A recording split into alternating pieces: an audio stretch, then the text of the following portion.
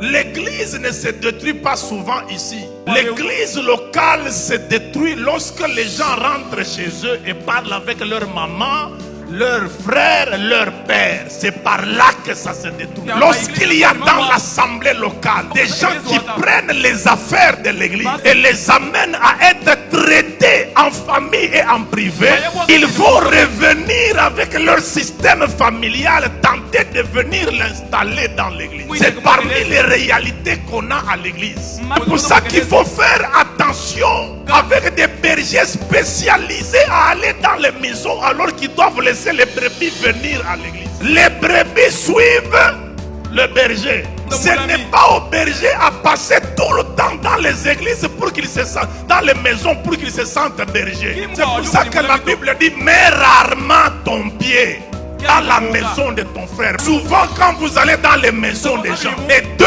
premières minutes vous parlez des choses de l'esprit comme il faut, vous prier. Mais quand le temps commence à passer, ça devient Barcelone, ça devient Ronaldinho, ça devient, et puis ça va devenir le pasteur.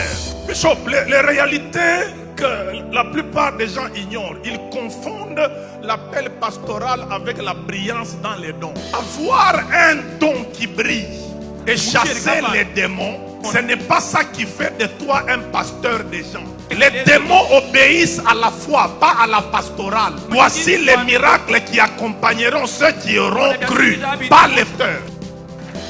Maintenant, il y a des gens avec un petit charisme de chasser quelques démons. Et ils ont l'impression que ce charisme-là, c'est l'établissement pastoral. Erreur! Et j'aimerais même vous dire, les bonnes prédications ne font pas les bons pasteurs. La vie pastorale ne se limite pas à des bonnes prédications à la chair. La vie pastorale, c'est le cœur de Dieu pour garder le troupeau de Dieu.